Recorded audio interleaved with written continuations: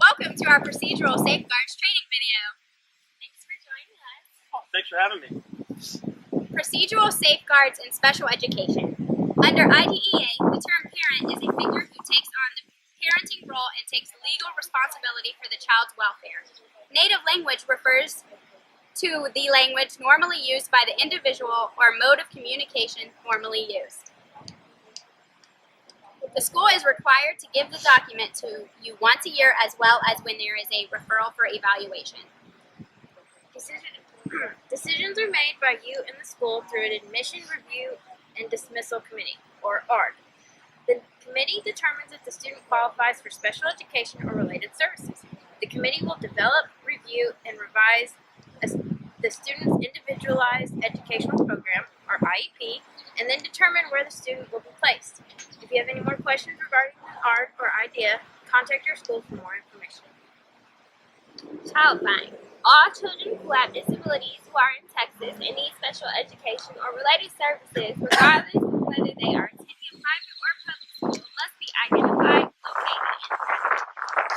As a parent, you have the right to be given written information about the school's actions relating to your child's special education needs. The school must inform you in writing format before they can take action in changing the identification, evaluation, or placement of your child. The school must give written notice 5 school days before a change is made, and notice must be in a language that, in terms that the parent can understand. If at any point you want to remove your child from special education, the school must abide by your request.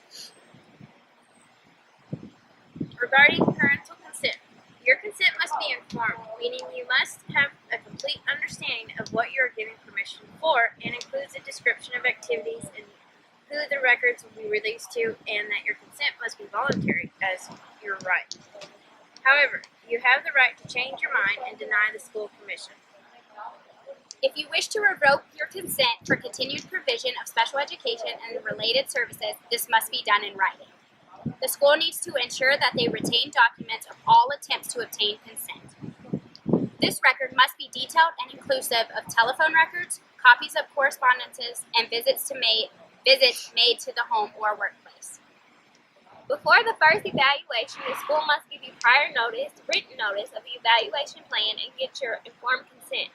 Your consent for initial evaluation does not mean that you have given the consent for the school to start providing special education services to your child.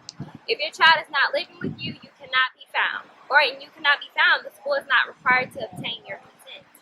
Consent must be given in order to provide special education services for the first time.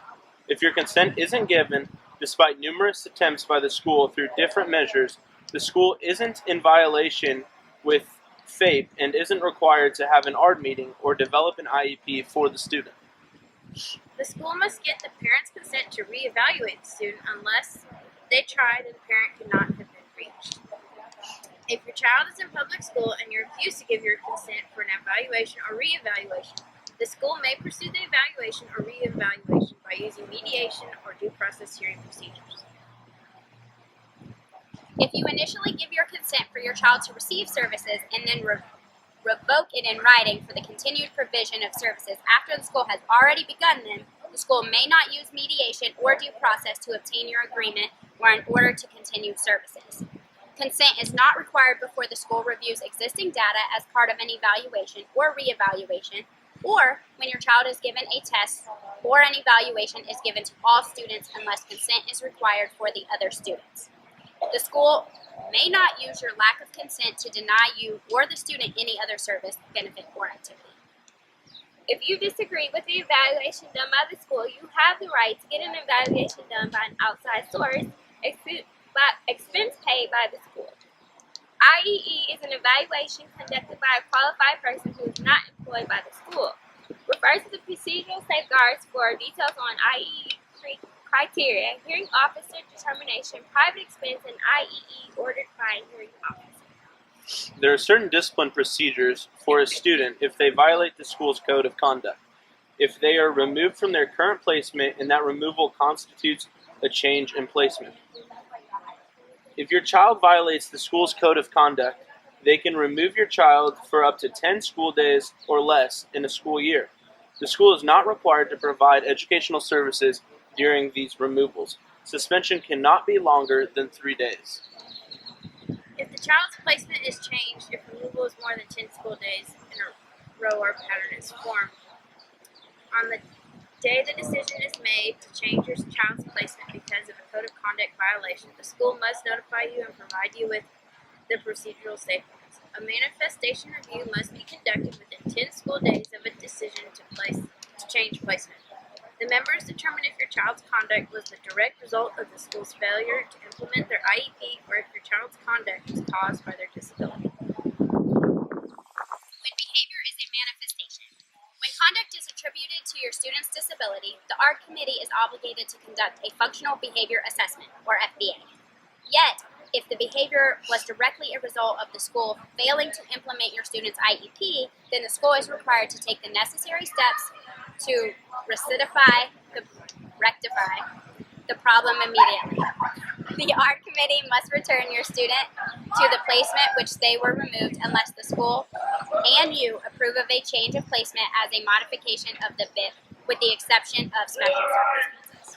These special circumstances are: the school may place your child in the interior alternative educational setting, or IAES, for no more than 45 school days without regard to whether the behavior was due to his or her disability. If your child has a weapon at school, possesses, uses, or sells illegal drugs while at school, or has inflicted bodily harm to another person at school. When your child's behavior is not a manifestation, the behavior in question is not a manifestation of the disability, the student can be then disciplined in the same manner and duration as their non-disabled peers, except the student must still receive FAPE. If your child is removed from their current placement, then the IAES must be determined by your child's ARD committee. Your child will continue to receive educational services. If you disagree with the decision regarding a disciplinary placement or a manifestation determination, you have the right to request an expedited due process hearing. If the school believes the continuation of the child's current placement will likely result in an injury to the child or others, the school may request an expedited due process hearing, and it must occur within 20 days of the request. The hearing officer must make a determination within 10 school days. When an expedited due process hearing is requested by the school, it may be ordered that the student stay in an IAES for no more than 45 days if maintaining this placement is likely to result in injury to your child or others. An IAES placement may be ordered even if your child's behaviors is the manifestation of a disability. Now, before we talk about the protection of children not yet determined by the eligibility of special education, we're going to take a quick break. Thanks for allowing us to take that quick break. Emily, would you mind continuing? Yes. When talking about the protection for children not yet determined eligible for special education, if a child has committed a behavior that results in a disciplinary action, but the school has prior knowledge that they have a disability, then the child has protection under IDEA. If you initially gave your consent for services but then revoked your consent in writing, you have refused services, and your child may be subjected to the disciplinary measures applied to typical functioning peers. If your child commits a crime, IDEA still requires the school to report it. If a crime is committed, the school must transmit copies of the child's special education and disciplinary needs for consideration by authority, but only to the extent that FERPA allows. Regarding educational records, there are: parents must be fully informed about confidentiality of personal information. Personal identifiable information includes you and your child's name, address, social security number, or a list of characteristics that would make it possible to identify your child. The school must also protect the confidentiality of your child's records. The school must inform you when information in your child's records is no longer needed to provide educational services to your child, or destruction means physical destruction or removal of personal identifiers from information so that the information is no longer personally identifiable. Parents have the right to request and receive a list of what kind and where education records are collected, kept, or used by the school. You have the right to review your child's entire educational record, including their special education record. Unless there is an issue in regards to your relation to the child, you can also give access to someone else to review your child's records. If there is a record that includes information about another child, the parent has the right to only review and inspect information that relates to their own child. Upon request, the school must explain and interpret the records. FERPA allows certain individuals to see your child's records without your consent. The school must keep a log of everyone who reviews your child's records. If you believe your child's records are inaccurate, you can ask the school to amend the information. If the school refuses to amend the information, you can challenge the information in a local hearing under FERPA.